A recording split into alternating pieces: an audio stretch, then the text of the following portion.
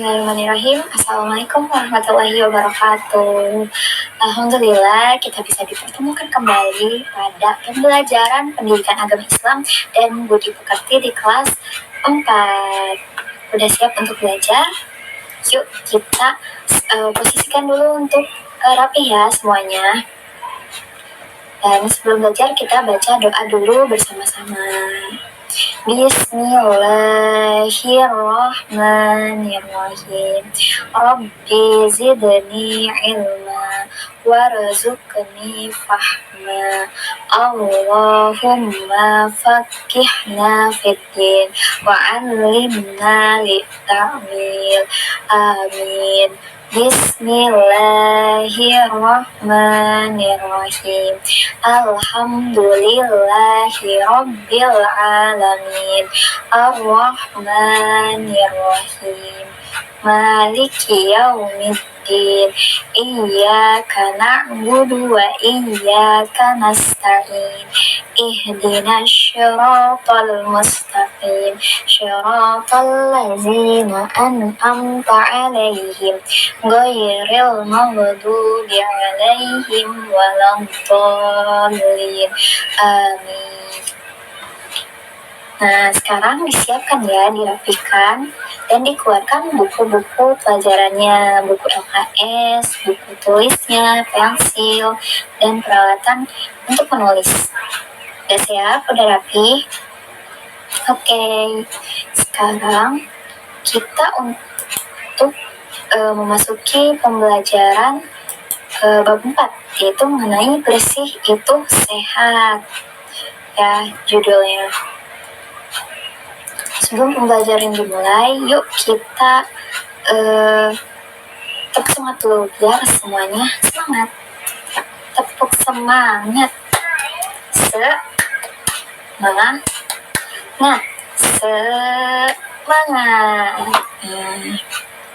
Semangat ya. Yuk, bismillahirrahmanirrahim, kita mulai pembelajarannya. Nah, apa aja sih yang akan kita pelajari hari ini? Jadi kita akan belajar memahami apa itu bersih, pengertian dari bersih, dan perbedaannya antara kotor dan najis. Terus juga kita akan mempelajari tentang hadas, macam-macam hadas, cara membersihkan najis, terus juga urutan gerakan wudu, dan kita akan belajar tayamum. Ya. Yuk kita lanjut. Kita buka dulu LKS-nya, buku paketnya halaman 39. Nah, coba deh teman-teman perhatian, itu ada gambar apa yang paling atas? Iya, betul sekali. Lagi piket ya, lagi piket. Jadi sebelum pembelajaran dimulai, teman-teman itu harus membersihkan kelasnya. Supaya apa? Supaya bersih, betul. Supaya nyaman, betul banget. Kan lebih nyaman kalau bersih, nggak berantakan, nggak kotor gitu ya. Nyaman belajarnya juga. Nah, sebelum kita masuk untuk pembahasan dari Ibu, kita nyanyi dulu yuk. Ini ada nyanyian lagu. Di sini senang, di sana senang. Tapi liriknya ini ya, lihat di ini di sumber di papan tulis. Nah, yuk kita nyanyi bareng-bareng. Nih lagunya itu yang di sini senang, di sana senang, cuma liriknya kita ganti pakai yang di depan ini. Yuk kita mulai. Sambil tepuk tangan supaya semangat. Di sini bersih, di sana bersih, di mana-mana terlihat bersih. Di rumah bersih, di sekolah bersih, di mana-mana selalu bersih. La la la la la la la la la la la la la la la la la la la. Ya, udah ya, kita langsung mulai ke pembelajarannya. Nah, di sini pertama kita akan membahas tentang arti bersih. Apa sih itu bersih? Bersih itu artinya bebas dari kotoran. Gak ada yang nempel sedikit pun atau kotor gitu ya. Nah, kategori kotoran itu gimana sih? Nah, kategori kotoran itu misalkan seperti tanah yang kotor, terus juga apa lagi? Ya bisa tinja, ya tai ayam atau tai kotok kayaknya seperti itu bisa termasuk dalam kotoran. Tapi teman-teman, kotor itu dan najis itu beda ya, karena ada kotor ada najis gitu. Nah kita bahas dulu tentang suci. Suci itu apa? Suci itu artinya bersih, bersih dari najis. Nah najis ini itu merupakan sesuatu yang jadi halangan untuk seseorang ketika akan beribadah. Jadi ketika beribadah kepada Allah, kita harus bersih dari kotoran, misalkan dari hadas, ya bersih dari hadas. Bersih dari hadas karena apa? Karena ketika kita beribadah kepada Allah harus bersih. Namanya beribadah harus suci, harus dari tempatnya yang bersih, pakaiannya, juga badan kitanya. Nah, untuk najis itu seperti kotoran tinja, terus juga darah bisa, terus jilatan anjing dan lain-lainnya. Nanti dibahas lebih dalam lagi. Dan teman-teman, kotor itu juga belum tentu najis. Tapi kalau najis udah pasti kotor gitu ya. Oke, kita lanjut. Yang kedua itu mengenai hadas. Hadas itu ada dua teman-teman. Yang pertama ada hadas kecil, yang kedua ada hadas besar. Nah hadas besar, nah contoh kita lihat dari hadas kecil. Hadas kecil itu contohnya apa aja sih? Misalkan buang air kecil itu juga hadas kecil. Terus juga buang air besar. Terus buang angin atau kentut itu juga hadas kecil. Terus hadas kecil itu biasanya yang bisa membatalkan wudhu. Nah, gimana sih cara menghilangkan hadas kecil ini? Yaitu bisa dengan mencuci bersih, lalu kita melakukan wudhu ya. Kita wudhu. Nah, terus yang kedua itu hadas besar.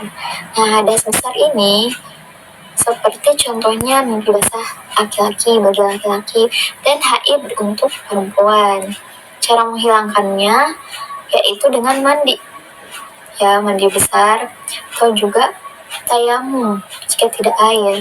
Dan ketika wudhu juga misalkan tidak ada air, itu juga bisa dipakai tayamum.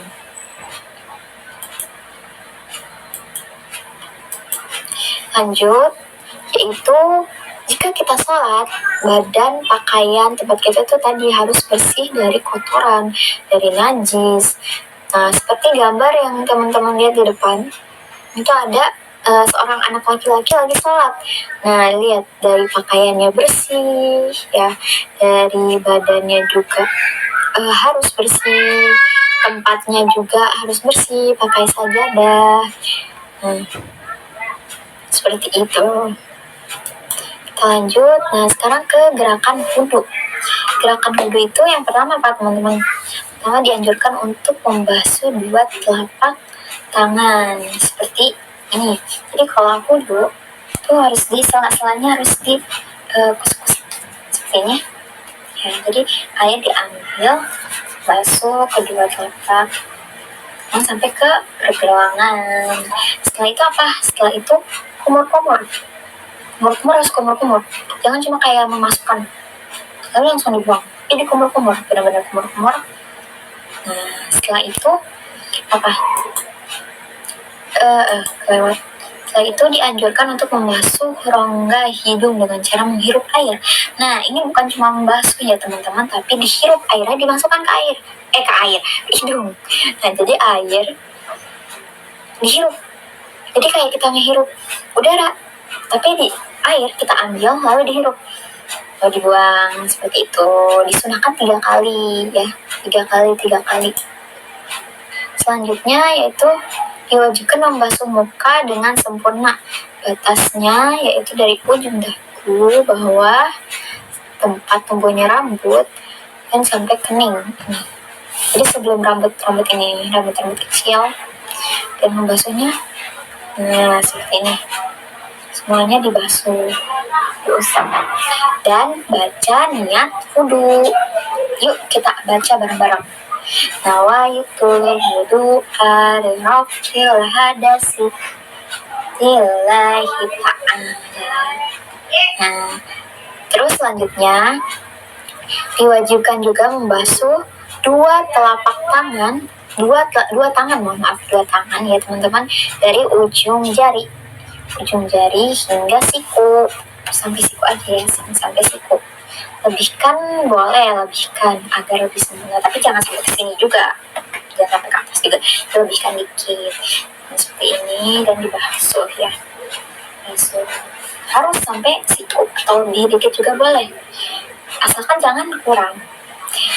Bergantian kanan dan kiri. Terus selanjutnya itu diwajibkan menyapu sebagian ini kepala, itu jidat seperti ini. Terus selanjutnya itu telinga. Untuk telinga itu kita dianjurkan mengusap daun telinga itu mengikuti ini ya, dari rongga-rongga yang sudah ada di telinga kita ini. Jadi bagian luar dan bagian dalam, diputar dari atas terus ke bawah, dikeluarkan lagi seperti itu.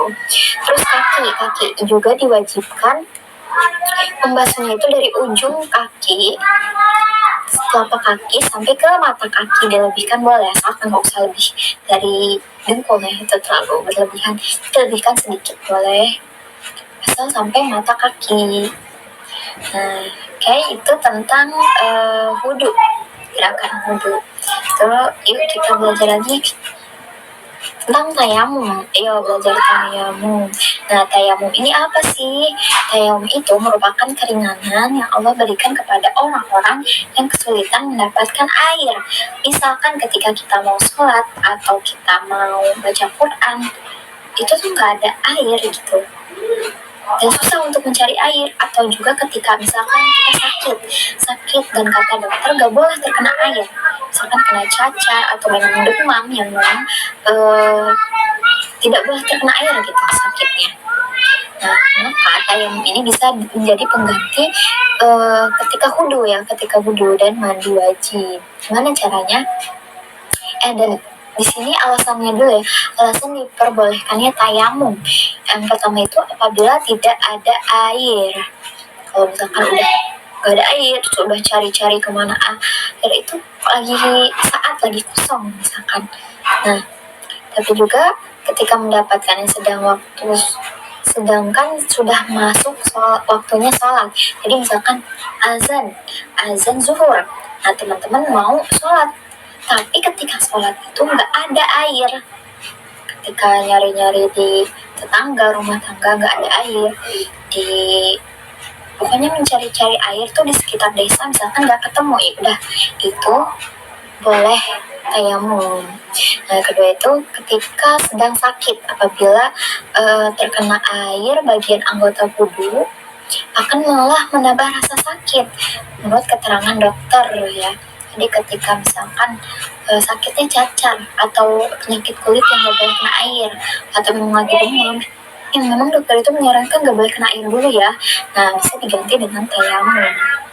Lalu karena kalau misalkan kena air itu ditakutkan penyakit kita malah lebih parah, yang kita malah merasa kita lebih sakit ketika kena air, maka diperbolehkan sekali untuk melakukan tayamum. Nah, terus selanjutnya itu dalam perjalanan atau musafir, ketika dalam perjalanan musafir sangat sulit untuk mendapatkan air, itu juga diperbolehkan untuk melakukan tayamum. Selanjutnya, nah kita belajar cara melakukan tayamum. Yang pertama itu berniat dulu tayamum untuk melakukan sholat fardu ya. Nah, gimana tuh kalau niatnya tayamum untuk sholat? Nah, kita bisa lihat ada ya di buku teman-teman. Kalau di sini nggak dicantumin, yuk kita baca bareng-bareng. Bismillahirrahmanirrahim. Nawaitu tayamumal istibahati fardhu lillahi ta'ala.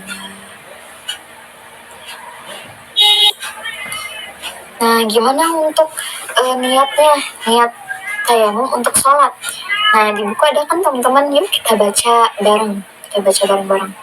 Bismillahirrahmanirrahim. Nawaitu tayammuma li istibahatis sholati fardhu lillahi ta'ala. Nah, yang kedua itu yang pertama kita sudah niat tadi ya, niat tayamum untuk melakukan sholat fardu. Yang kedua mengusapkan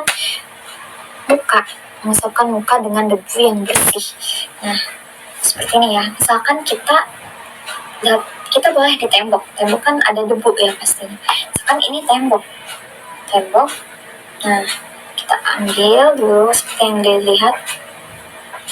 Kalau misalkan si debunya itu banyak ya, maksudnya tebal gitu, bisa diginikan dulu. Ini kan kalau misalkan debunya tipis ya, nanti tidak usah seperti itu. Terus mengusap ke muka. Setelah itu diambil lagi debunya, kita basuh ke kedua tangan sampai ke siku. Tuh, seperti yang dicontohkan seperti ini.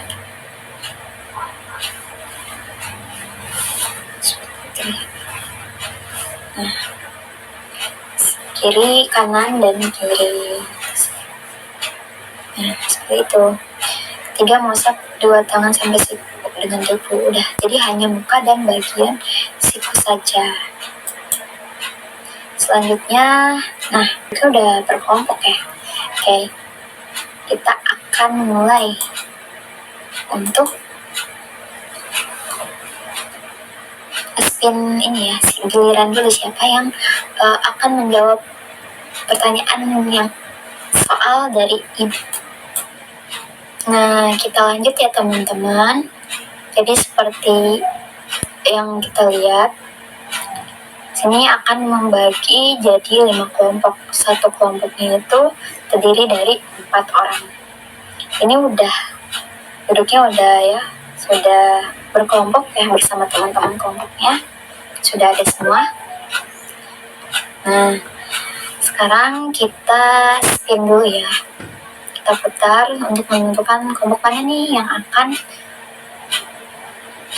jawab pertanyaan duluan. Oke, kita spin it dulu. Ya. Dan kelompok 4. Nah, selanjutnya ini ada buku-buku ini bisa dipilih ya, nanti akan muncul pertanyaan. Oke, kita lihat dulu. Nah, buku-bukunya bukan mana. Nah, pilih nomor berapa nih? Kelompok 4 milih nomor 1. Oke, nomor 1 kita buka. Sebutkan perbedaan antara kotor dan najis. Yuk, jawab. Oke, boleh jawab satu orang, boleh bareng-bareng juga boleh. Yuk. Alhamdulillah kita sudah di penghujung pembelajaran ya. Terima kasih untuk teman-teman karena sudah antusias sekali pada pembelajaran kali ini. Dan sangat bersemangat ya tadi dalam menjawab kuis-kuisnya. Terima kasih banyak ya. Ibu ingin bacakan dulu kesimpulannya. Jadi, kebersihan atau bersuci itu adalah ajaran pokok dari agama Islam.